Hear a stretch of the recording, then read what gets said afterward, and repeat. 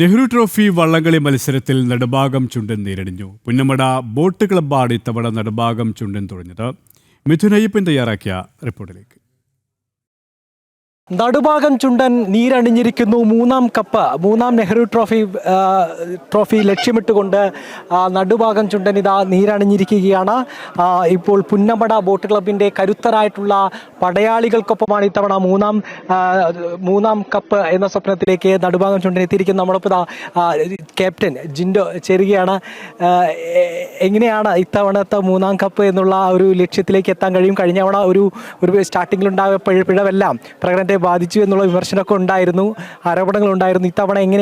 ഇത്തവണ കപ്പ് ഈ കരയിലേക്ക് തന്നെ എത്തിക്കാനുള്ള ഒരു തയ്യാറെടുപ്പെല്ലാം പൂർത്തിയായി കഴിഞ്ഞല്ലേ? തീർച്ചയായിട്ടും എല്ലാം കഴിഞ്ഞു. ഇന്ന് വള്ളവും നീരണിഞ്ഞു കഴിഞ്ഞു. പഴയ കാര്യങ്ങളൊന്നും പറയാനും അതിനെപ്പറ്റി ഒരു ഇതുണ്ടാക്കാനും എനിക്ക് താല്പര്യമില്ല. എല്ലാം കഴിഞ്ഞ കഥകളാണ്. ഈ പ്രാവശ്യം തീർച്ചയായിട്ടും നല്ലൊരു പ്രതീക്ഷയോടെയാണ് വള്ളം ഇറങ്ങിയിരിക്കുന്നത്. തീർച്ചയായിട്ടും ഇന്നത്തെ ദിവസം 5:30-6 മണിയാകുമ്പോൾ ഈ കരയിൽ നടുഭാഗം കരയിൽ ഈ വെള്ളിക്കപ്പ് എത്തുമെന്നാണ് ദൈവത്തിന് അറിവുണ്ടെങ്കിൽ തീർച്ചയായിട്ടും ഇവിടെ എത്തിയിരിക്കും. നമുക്കൊരു 2019 ശേഷം വീണ്ടും ഒരു കപ്പ് നമുക്കറിയാം. ഈ കാരണവരാണ്, ഈ നെഹ്റു ട്രോഫിയുടെ കാരണവരാണ് നടുഭാഗം. അതിനുശേഷം ഇപ്പോൾ പുന്നമട ബോട്ട് ക്ലബിൻ്റെ കരുത്ത് അത് ഈ ഒരു കപ്പിലേക്ക് നയിക്കുമെന്ന് തന്നെയാണ് പ്രതീക്ഷിക്കുന്നത്. തീർച്ചയായിട്ടും നല്ല ഒരു പരിശീലന ക്യാമ്പായിരുന്നു. ഓൾമോസ്റ്റ് ഒരു 35 to 40 ഡേയ്സ്. എല്ലാം നല്ല രീതിയിൽ നമ്മുടെ കോച്ചുമാരുടെ അണ്ടറിൽ നല്ലൊരു പരിശീലനമായിരുന്നു നടന്നിരുന്നത്. സോ തീർച്ചയായിട്ടും ഞങ്ങളുടെ തഹസിൽക്കാരിലുള്ള വിശ്വാസവും വള്ളത്തിലുള്ള വിശ്വാസവും PBC പുന്നമട NCFC NBC എന്ന കൂട്ടുകെട്ടിലാണ് ഇപ്രാവശ്യം പുതിയ ടീം ഉണ്ടായിരിക്കുന്നത്. അതുകൊണ്ട് തീർച്ചയായിട്ടും 100% വിശ്വാസമുണ്ട്, ആത്മവിശ്വാസമുണ്ട്. തീർച്ചയായിട്ടും ഈ വർഷം നടുഭാഗത്ത് കപ്പെത്തിയിരിക്കും. തീർച്ചയായിട്ടും കഴിഞ്ഞ കഥകളെല്ലാം തന്നെ പഴങ്കഥകളാണ്. പുതിയ ചരിത്രം കുറിക്കാൻ തന്നെയാണ് ഇപ്പോൾ പുന്നമടയുടെ കരുത്തുമായി ഇപ്പോൾ നടുഭാഗം ചുണ്ടൻ ഇറങ്ങിയിരിക്കുന്നത്. ഇവരെല്ലാമാണ് പുന്നമടയുടെ കരുത്തരായിട്ടുള്ള പോരാളികൾ. എങ്ങനെയാണ് ഇത്തവണത്തെ ഒരു ഹിന്ദിയിലാണ് आप कैसे इधर ये प्रैक्टिस आप सब कैसे?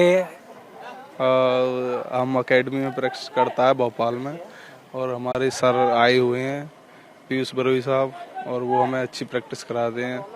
वो इधर लेकर आए हैं.